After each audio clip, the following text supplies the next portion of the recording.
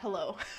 Hi, I'm Carly, and this is Carly K Knits. And I hope that you join me as I yap along about my life in knitting and yarn. I feel like this is a good time to do this because I have been knitting for about 2 years and I don't have a ton of stuff, so this isn't gonna be like a 3-hour long video, I promise. But you know, it's not like I have like made one hat. So I think I have enough things to show, and it can show a little bit of progression over time. I just really like yapping about yarn. This is just going through everything I've ever made. It's like a haul.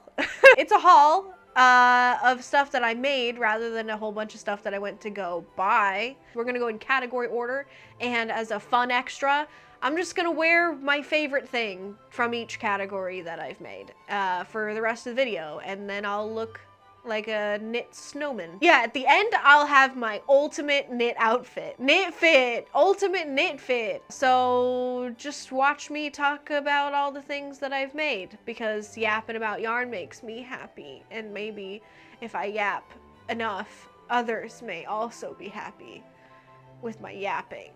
Happiness for happiness.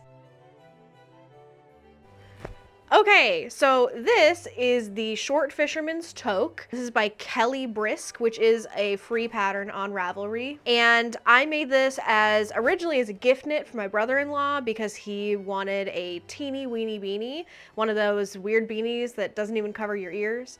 And I 100% accomplished that because I did make this teeny weeny beanie. However, I made it too teeny weeny. It's very teeny weeny. And it turned out basically just child-sized.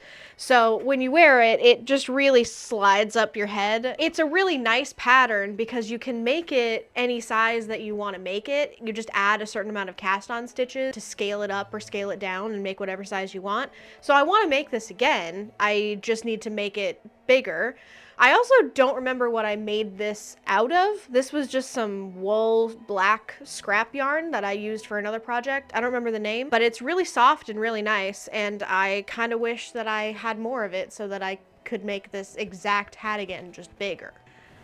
This is the Free Breakfast Beanie by Emily Philp, which is also a free pattern on Ravelry. Super cool and convenient that it's free. And I just put together that it's called the Free Breakfast Beanie and it's a free pattern, so that's a great way to remember that information. This is the third time that I've made this. The first time it looked almost exactly like this, and then it got destroyed in the washing machine. The second time that I made this, I made it in black and white, and I don't know where that one is. It might be in the depths of my car, I'm not sure. This is take 3, and this is my husband's hat, actually. He wears it pretty much every single day, and it is such a fun pattern. I really, really enjoyed making it because it is a more interesting texture pattern than just like the normal 1x1 rib brim and stockinette top.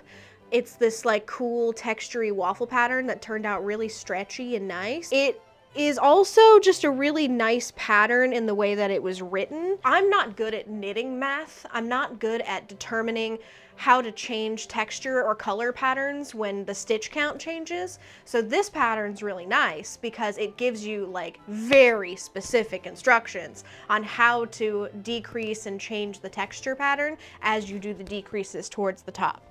So it's definitely a recommend for a beginner. It's got all the deets. It's got all the important information. I made this hat out of Moordale in Pewter by Rowan Yarns. This was kind of just scrap. I had that yarn from a sweater project and I had some leftover, so I made this and it turned out beautiful. I really, really like it, and even more importantly, my husband likes it. He wears it every day.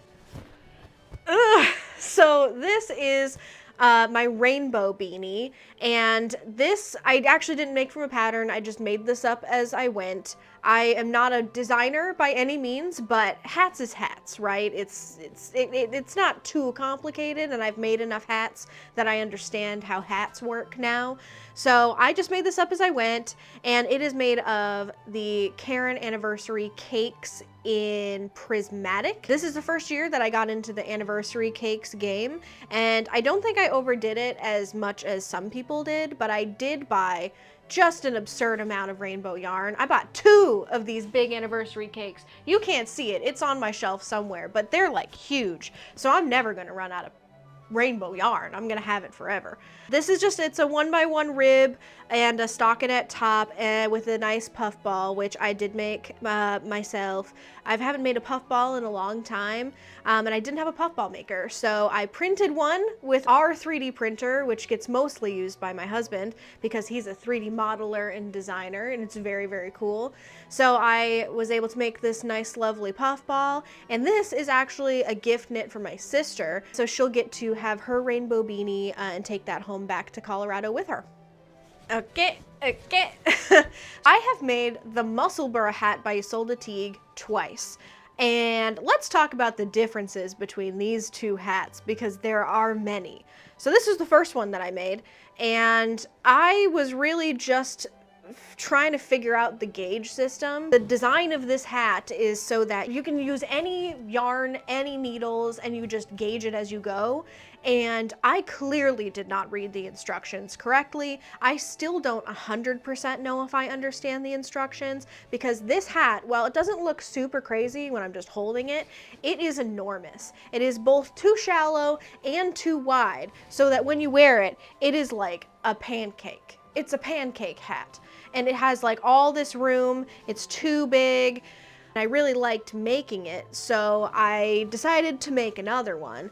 But before I put this down, I have no idea what I made this out of. It was long enough ago, and it's been sitting on my shelf long enough that I have literally no idea what this yarn is. It's really nice, and honestly, I might frog this so that I can use this yarn again. But it's just not wearable unless you had a head that is just so wide. So then I was like, I will redeem myself. I will make this pattern, and I will have a hat that works. So this is my second take, and I made this in Cesium Yarns' I'm Good With Myself, because all of their yarns have really fun names. It's a fingering merino nylon combo, I believe. I used much smaller needles, and this is smaller yarn than the other one, and I think I understood the gauge system a little bit more. So this one actually turned out amazing. I think this is my favorite hat I've ever knit. I really love the foldy brim that's not ribbed, and this yarn is also like real soft. So it's a really good all the time hat because it doesn't squish your head too much, and it's like really soft on your forehead skin. I think I'm gonna start becoming more of a hat person because I have this hat now, so I will be wearing it all the time. Let's talk next about accessories that don't have a category. Sometimes you're just making something that is a one-off. Right now, I only have one of each of these things. So let's start with mittens. Give me that. These are some lovely purple hand-dyed merino wool mittens. These are some mittens that I made. These are a self-drafted pattern. I did not use a pattern for this. I just wanted to see if I could make a mitten, honestly. My logic was that a mitten is a sock minus a heel plus a thumb, and I was right. So I made these just because I could. It really doesn't get cold enough here for mittens, so I have legitimately never worn these because it's just not cold enough for mittens. But should it be cold enough one day, or should I go somewhere that is cold enough one day, I will have mittens to wear. I'll tell you what, a little bit short in the thumb, like this part, is like a little bit too tight, but they're really cute and they're really pretty. I don't know what this yarn is. I bought this from a local yarn store a couple years ago to make some socks, and guess what? They got ruined in the washing machine, because that's what my life's about. I really like them, and should I ever need mittens one day, I'll have mittens. Okay, so this is my one and only animal garment I've ever made, because my cats sure as hell will not tolerate wearing any kind of garment. They will not do it. So I made this for my sister-in-law's baby dachshund, Toby. He's the sweetest little boy you've ever seen. And so I made this for him so that he will not be cold, and I need to put it in the mail so that he can wear it, although it probably is already too hot where he lives to need a sweater. But This pattern is the Edinburgh Seamless Dog Sweater by Calico Radio Knits, and I loved making this. I had a really, really good time making this. It is, like it says in the name, it is seamless, and the technique behind it is really fun. Like the increases are raglan increases like a sweater, and so like that's a really fun detail. I also like that it has a little hole for a harness thing. I also really like the like ribby details on the bottom and the tummy part. I think it's really cute. So you probably won't see this modeled on anyone because it would be certain death should I try to put it on one of my cats. And Toby lives many states away, so you'll just have to trust me in the fact that this is a great sweater for a little dog. I did make this in Caron Big Cakes in the color Nightberry. I really recommend that particular acrylic yarn because it feels really nice. It feels really quality. It doesn't have the like kind of plasticky look that a lot of acrylic yarns have. And I feel like for a dog, it's like for babies. Dogs and babies probably acrylic because then you can put it in the washing machine and not ruin it, like I have with so many of my wool things that I have made. All right, so if you follow knitting patterns at all, you know what this is. Looking at it, this is the Sophie Shawl by Petite Knit. I made this in Caron Cakes London Fog, which is a wool acrylic blend. People be talking about the Sophie series of garments, the scarf, the shawl, the hood. There's Sophies everywhere. So I'm not going to talk your ear off about this. I made this as my travel project in my car for a while because it's just like, you know, chill. Like you don't have to have like a lot of materials. You don't have to have the pattern in front of you all the time. So it's a really good travel project. But I didn't really have enough yarn, to be honest with you, for it. So it did turn out a wee bit short.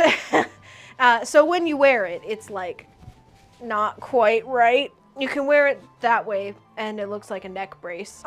You can also wear it the way that most people wear it, which is this way.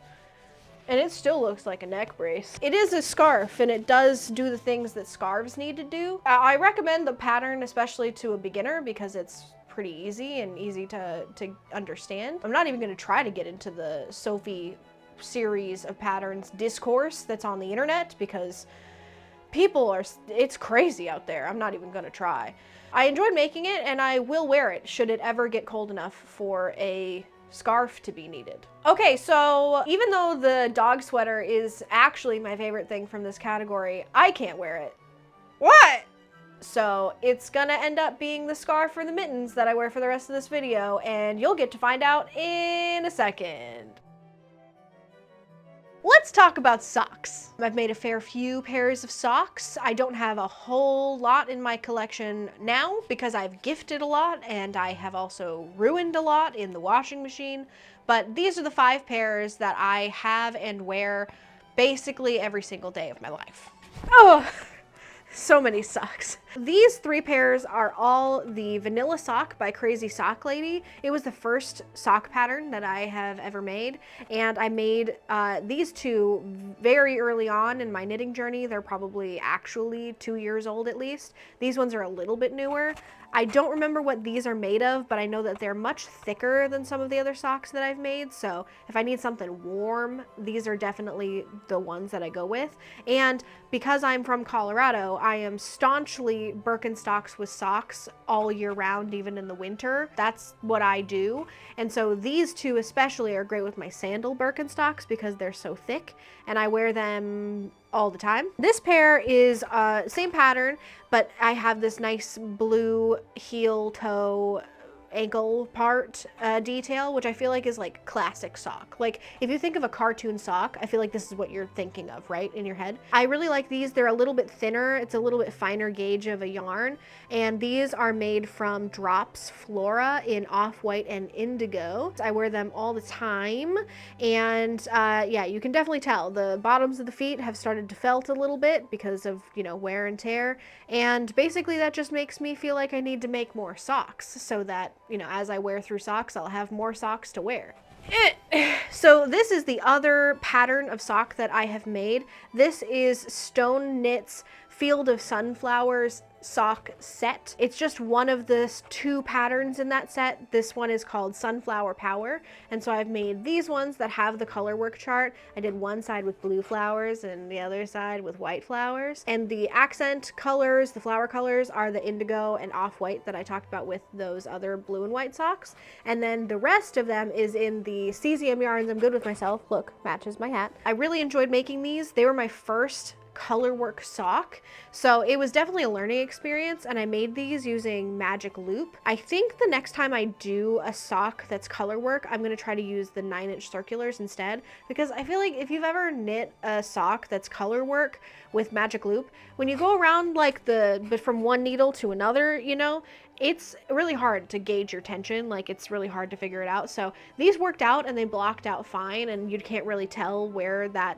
dividing line between needles was, but it was like kind of annoying in the process to do. So next time we're going 9-inch circulars. This is the same pattern, but I just didn't use the color work chart. I just used the same construction method, and this is in Cesium Yarns' Marbles, and I really love this color combination. It's got like these kind of like sprinkles of rainbow colors throughout them. But the downside of this particular pair is because it doesn't have the color work chart, I really wung it on the length of these socks, so they're a little short. And so they slip down my heels a little bit when I wear them, but I still wear them all the time because I think that they're just really fun, and they're really thin and light, so if I want like a thinner, lighter sock, I definitely go with these. So I've got many a sock, and let's pick one to wear for the rest of the video. I'm thinking, let's go Sunflower Power, because these ones match my hat. So I'm gonna wear these for the rest of the video. Can't see them because they're down by my feet, but I will be wearing them. So you can see them. There they are. Okay, so something that I learned throughout my knitting journey is that, like, you can wear knitwear in the summer, and you can wear knitwear even that's made in wool in the summer. So I do have 2 summer tops that I knit last year so that I'd have something to wear when it was super hot out here in coastal Virginia. So I have 2 tanks, and I will show you them thusly. This is the Sunshine Tee by Andrea Goffin Knits, and I made this in Barico Yarns' Modern Cotton in the colors Warbler and Bristol. So it's a cotton blend, which makes it really nice for the summer. You can see all of my ends that I didn't weave in, because who's doing that? Not me. This was actually supposed to be a tee, as the name implies, the Sunshine Tee, but I decided that my arms don't like being in cap sleeve prison, so I decided to go with a tank instead. So I did just a 1x1 rib on all of the borders. I really, really enjoy wearing this. It is so soft. It's a little bit of a crop, and I am not usually one to go for a crop, but you'll see with both these tanks, they're both crops, so I'm wearing them. They're so nice and airy. This one's really great to wear in the summer because it's not too hot, and it's really cute and fun. So highly recommend the Sunshine Tee by Andrea Goffin Knits. And if you want to make it with the tee, make it with the tee. So next, this is the Moonless tank. This is made in more of the Cesium Yarns Marbles, and this is such a great wool yarn for a summer top because it is very fine and it is a wool nylon combo. It's very soft. It doesn't have the like that wool has, you know? I don't know how to describe it, whatever. I really love all of the details of it. It's a really, really simple top, but I like the really simple folded neck. It has an I-cord on the arms, so it does have a nice finish on the arms. And the bottom is literally just like a regular cast off, so it has like a tiny little bit of a curl, which makes it look kind of interesting on the bottom. I really love wearing this, especially with just like jeans or something. Like, this is a great top, and even though it's wool, I'm wearing this all summer. I can't wait till it gets warm enough again so I can wear this shirt again. If I'm picking a favorite between the 2, I think I'm gonna go with this one. So here we go. You're gonna see me wear it in just a second. 3, 2, 1. Next category shall be sweater vests, of which I have only 2 as well. So I'm gonna wear this tank top and then I'm gonna wear another tank top thing on top of this tank top thing. So the same pattern, and here they come at me. Okay, I got them. I have knit the Mood Slip Over twice. I am not going to even attempt to say the designer's name because I know I'm not going to say it correctly. So you can find that in the description below. Here's one, and I also made it in purple. I don't remember what this yarn is, but I do know that this is in Drops Charisma in the colors black and white. That's what the colors are called. I don't wear these super frequently. I actually knit one of them as a gift knit for my sister, so she gets to pick which color combo she wants. I don't know if she wants the low contrast or the high contrast, but she can pick. These are a really great sweater vest. I think it's a really classic construction. It's like kind of boxy, and it's a super trippy, fun pattern. Like, these smileys, are these not the most fun thing you've ever seen in your life? Like, how could you not want a sweater vest with smiley faces all over it? I did wear these to work a while ago. It's really good to wear, I feel like, over like a black turtleneck, or like you could do a button down, or if you're a sweater vest by itself kind of person, you could do that too. I really enjoyed knitting this. I feel like it was a really great color work project, especially for a beginner, because the pattern, while it looks trippy and crazy, it's like not actually as complicated as it looks. If you're new to color work and you want to make something that's, you know, really fun and crazy looking but isn't actually that difficult, highly recommend. And I really like both of these that I made. The purple one is cool because it is a little bit lower contrast, so it's not quite as in your face. So I really enjoy both of these. Do I look cool? I feel like I look cool. So I'm not a crocheter. I'm gonna start with that. I've crocheted exactly 2 things in my life, and they are, I would say, fine at best. The only thing that I know how to make is granny squares, so everything that I've ever made that's crochet is granny square based. I figure we might as well see them because I made them. So, woo! This is my most recent crocheted garment, and I will tell you, it is not my favorite. It turned out fine for what it is, but it is weird. I didn't use a pattern because I don't know how to read crochet patterns. I just used a YouTube tutorial to get me started on doing a granny square, and then I just made this. I have no idea how I made all of these pieces go together, but it's just like, is fine. Also, it's made of Red Heart Super Saver, which, while very economical, is very itchy. So I will tell you, I have not worn this one single time after trying it on, after making it the first time. Sometimes I just need to do something different mechanically with my hands. And that's what this project was just me taking a short knitting break to do something different, but was still yarn. So I have this, it exists, it's on my shelf, but I don't wear it because I don't like it. And the other thing that I've crocheted is this one. This is the hexagon cardigan. I'm not sure who to give credit to for this pattern because it was just like a trend that everyone was doing a while back. I feel it was like, I don't know, a year ago or something, that everyone was making the hexagon cardigan, and I needed to be one of those people. So this is actually my one and only cardigan. I don't have any other knit cardigans. It's on my list. I will be making some knit cardigans. But I wear this all the time because it is just so easy to just throw on over anything. I made this primarily out of Lion brand Pound of Love acrylic yarn. It's nice because I do wear this enough that it's nice that I can just put this in the washing machine and not destroy it. It's been washed many times. I didn't do any detail work on this. I didn't do any sleeve cuffs. I didn't do like a button band or a neckline of any kind. I didn't do anything on the bottom. I literally just crocheted 2 hexagons and I sewed them together. And I'm like kind of okay with it. It's like slouchy. I highly recommend the hexagon cardigan pattern, especially if you are like not super good at crochet like me. It's a really good one and it seems to pay off pretty well. So of my crocheted things, this one is by far my favorite. So this is the one that I will continue to wear for the rest of the video. Okay, the category we've all been waiting for. full-on sweaters. I've made 4 sweaters technically, but the first one I made got destroyed in the washing machine. Ooh, look at this fun common theme that keeps going through probably every category in this video. The first one that I have is the porcelain sweater by Les Knit. I got it. I made this because I am easily influenced, and this sweater is super viral on the internet. I had to have it, and I had to make it. This is also my first color work sweater that I've ever made, so it is rife with mistakes. It has things in it that are wrong. Overall, it turned out looking pretty decent. Like, I feel like it looks pretty okay on camera, but one of the major things that I learned from this sweater was tensioning with color work, and I truly believe that I did not actually figure that out until the very end of this sweater. Like, the tension on these sleeves, nice, we've got some stretch here.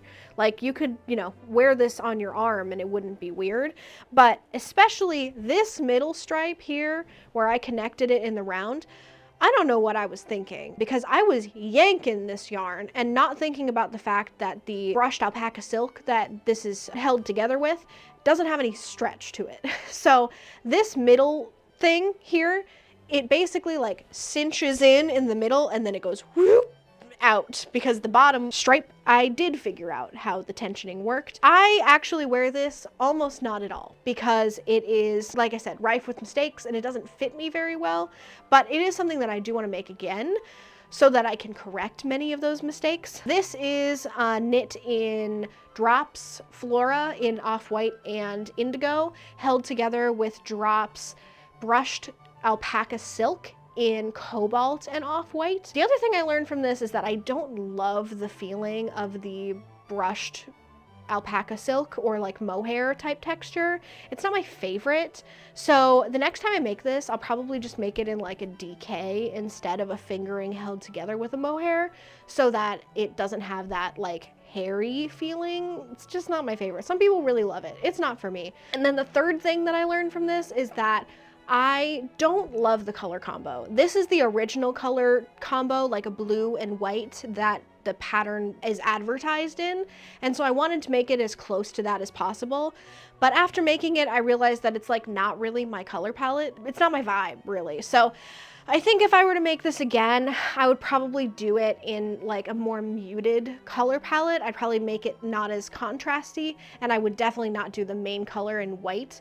I'm too messy for white. I don't know about y'all, but I am too messy to wear white things. This is huge learning experience for me, and I'm really glad that I made it, because I'm a better knitter now that I've made this, and I hope to one day make it again. Ugh.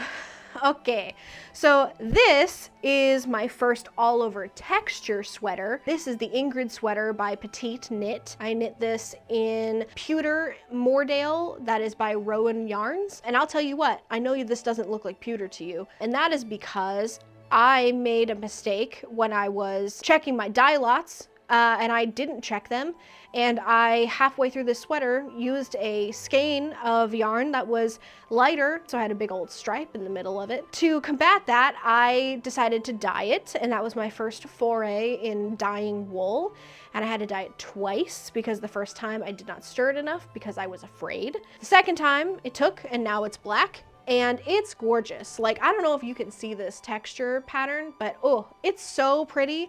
And I would say this is probably my most worn sweater. I wear this probably 3 to 4 times a week. I wear it to work all the time because it is just so pretty, and it's because it's a neutral, it's just like chill. It's oversized, it's got big sleeves, and I can throw it on over anything and it looks great with literally anything because it's such a neutral. The only change to this pattern that I made from how it was written is that for the sleeves, because I'm not good at doing knitting math, instead of decreasing after however many rows, it was like 7 or 8 or something, depending on the size, I decided to only do the decreases on the rows that were plain knit or plain purl, because I didn't want to do the math on the double moss stitch or the 2x2 rib.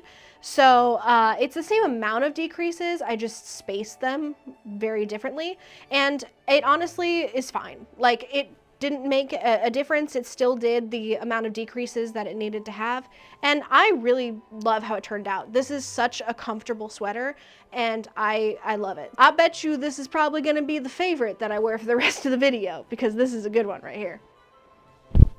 Okay, this is the craziest sweater that I have. This is the Lazy Sunday sweater by Adorable Knits, and this was one of those patterns that I found because of the yarn. Like, I feel like it usually goes the other way. There's a pattern that I want to make, and then I go buy yarn for the pattern. This was different. I had all of this Anniversary Cakes Prismatic, and I was like, I need to make a sweater out of this. So I was looking for a pattern that was mostly stockinette. I just wanted to be really simple. I was looking for raglan construction method, and I was looking for like a high neck and like chunky wrists and bottom hem.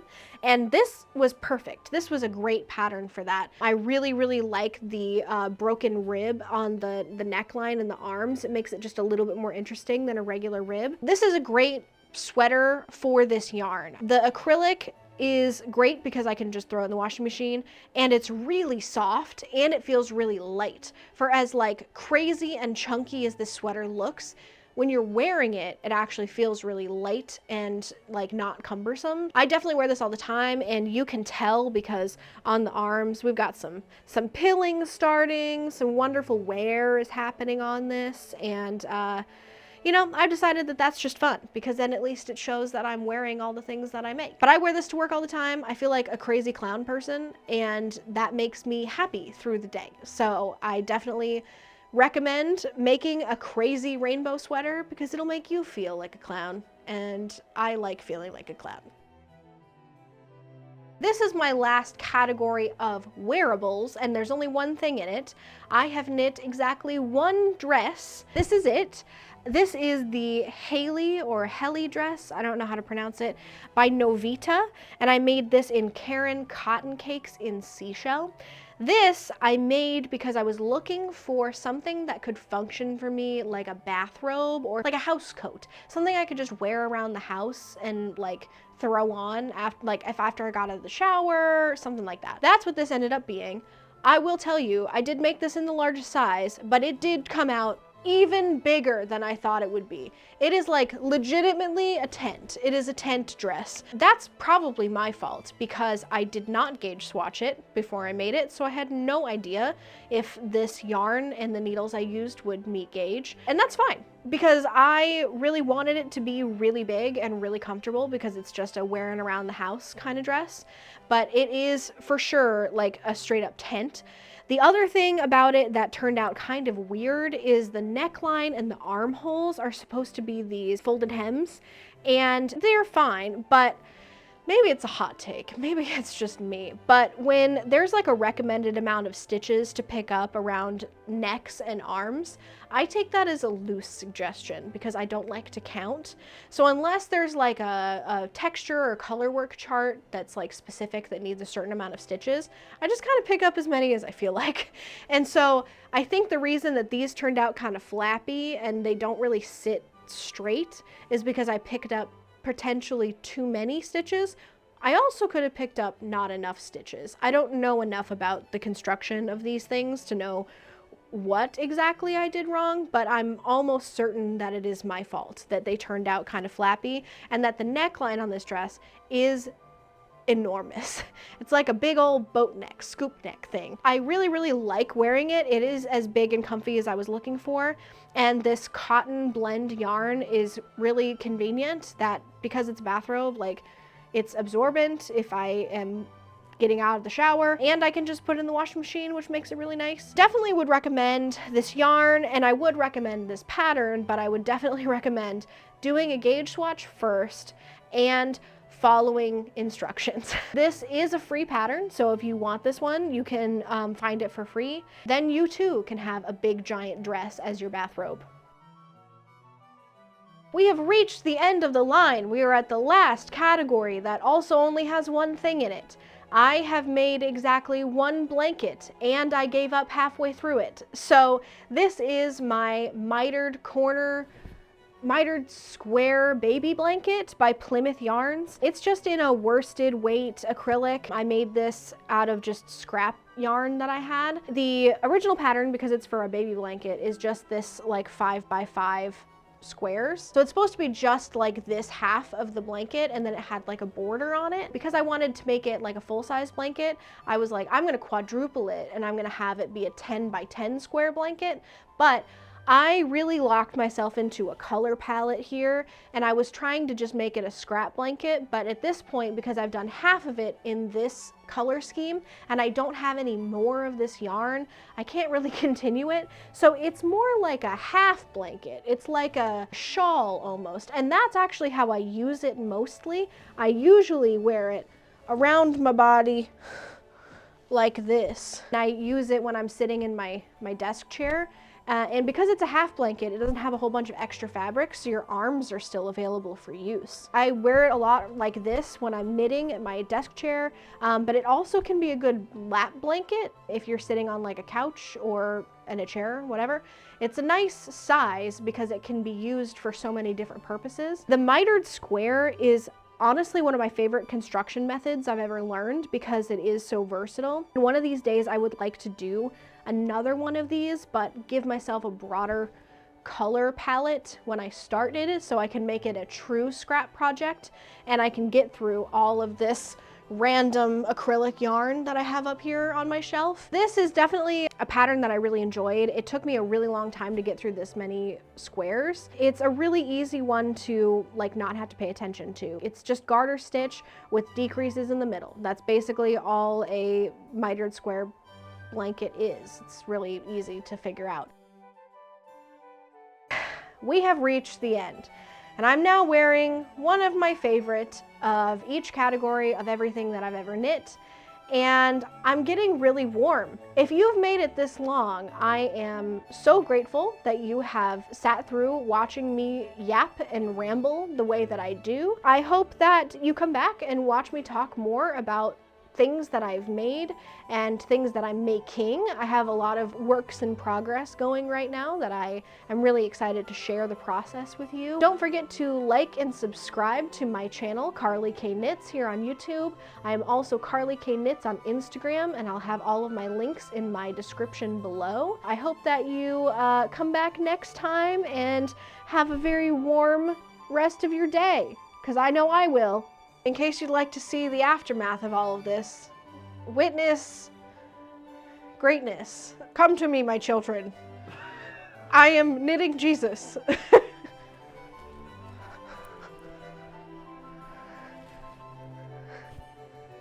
Yeah.